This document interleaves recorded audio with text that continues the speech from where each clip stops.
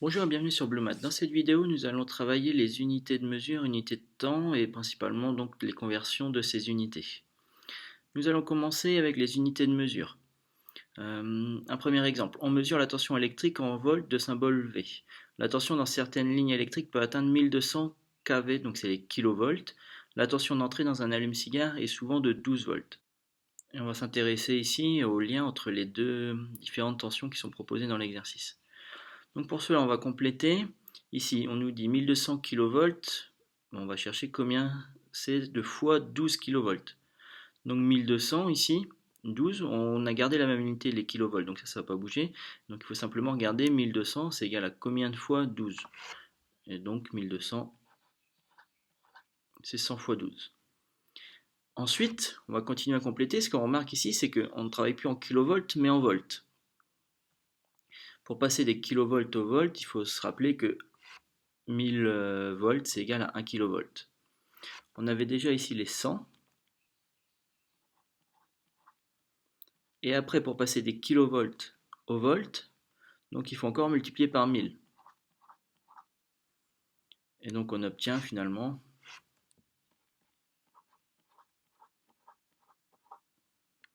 100 000 fois 12 volts. Les 1200 kV ici, c'était la tension dans certaines lignes électriques. Les 12 volts, c'est la tension dans un allume-cigare. Et donc on remarque ici la tension dans certaines lignes électriques est 100 000 fois plus grande que la tension dans un allume-cigare. Je vous ai remis ici le tableau avec les conversions, les unités de mesure, donc kilo, hecto, déca, déci, centi et milli. Donc avec les symboles qui correspondent, qu'on peut utiliser pour les unités qu'on veut. Donc si on veut convertir des grammes, des mètres, des volts, plein d'autres unités. Ce qu'il faudrait retenir quand même ici, c'est certes un petit point, c'est que par exemple, dans 1000 volts, on a 1 kilovolt. C'est la même chose, on peut retenir dans 1000 grammes, c'est 1 kg, ce qui est quelque chose de peut-être plus connu. Dans 1000 mètres, on a 1 km, de la même manière.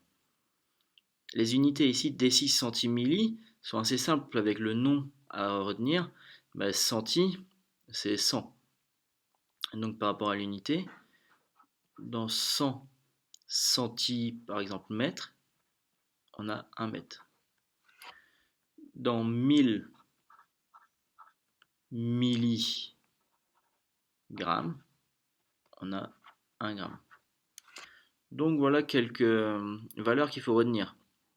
Donc pour passer des unités au kilo, il y a un rapport de 1000. Bon, les décis, ça va être un rapport de 10, les centis, un rapport de 100 et les millis, un rapport de 1000. Donc à retenir ces valeurs. Donc le tableau qu'il faut connaître et savoir utiliser, on le verra après dans des exercices. On continue les unités de temps. Alors, la question qui est demandée ici, c'est combien y a-t-il de secondes dans une journée? Alors, on peut regarder, il y a les secondes, après les secondes, il y a les minutes, après les minutes, les heures, et ensuite les journées. Bon, on peut déjà écrire que dans une minute, il y a 60 secondes. Que dans une heure, il y a 60 minutes. Et que dans une journée, il y a 24 heures. Donc ici, on a notre journée ici. Une journée, c'est 24 heures. Une heure, c'est 60 minutes. Et une minute, c'est 60 secondes. Donc on va bien passer des secondes aux journées. Et donc, dans une journée, c'est 24 heures. Donc c'est 24 heures, mais 24 heures, c'est, si on prend une heure, c'est 60 minutes. Donc ça fait 24 fois 60 minutes. Si on continue, on a 24 fois 60. Et sauf que une minute, c'est 60 secondes. Et du coup, on fait le calcul de ça.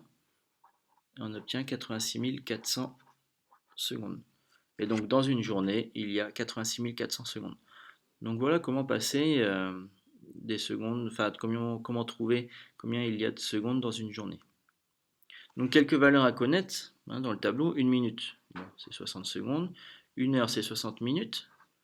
Une valeur qui serait bien de connaître par cœur, c'est de savoir combien est-ce qu'il y a de secondes dans une heure, ou être capable au moins de retrouver cette valeur très très vite.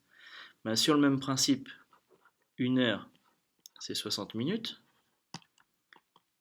mais une minute, ici, c'est 60 secondes, donc on va se retrouver avec ça, et 60 fois 60, ça fait 3600, et donc une heure, ça fait 3600 secondes. Donc soit connaître cette valeur par cœur, soit être capable de la retrouver comme ça rapidement. Une journée, un jour, c'est 24 heures. Et en un an, combien est-ce qu'il y a de jours? Alors, on peut dire que dans une année, il y a 365 jours. Il faut faire quand même attention au fait que tous les 4 ans, il y a une année bissextile. Donc on rajoute un jour. Donc tous les 4 ans, on rajoute une journée. Donc c'est le 29 février. Donc finalement, sur une année, on rajouterait un quart de jour. Alors au niveau pratique, on ne peut pas rajouter un quart de jour comme ça à un moment dans l'année. Donc ce qu'on fait, c'est qu'on rajoute une journée entière tous les 4 ans. Donc un quart de jour, c'est 0,25 jours, un quart. Et donc une valeur précise de 1 an, ce serait plutôt 365,25 jours. Donc voilà pour les unités de temps. Ce qu'il faut, c'est être capable de refaire des petits exercices comme ça, convertir euh, une journée en secondes, des heures en secondes. Donc ce genre de petits exercices. Bon, ces valeurs-là, bon, ça va connaître quand même. Et celle-là à retrouver si jamais vous ne la connaissez pas par cœur. Donc voilà pour cette vidéo. Merci de m'avoir suivi. À bientôt sur Blue Mat.